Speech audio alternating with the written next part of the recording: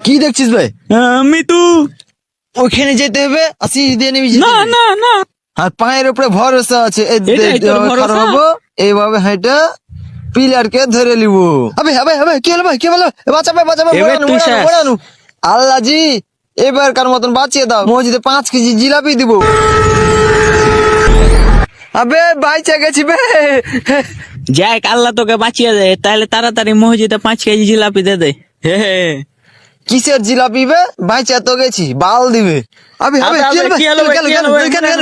আবে আল্লাহ তোর উপরে বেতরা জেগে জিলাপি দিবি না সেই। হে আল্লাহ, আমার ভুল হয়ে গেছে। এবার 5 কেজি লয়, মসজিদে 10 কেজি দান করব। বাঁচিয়ে দে রে। কিছু হয়নি।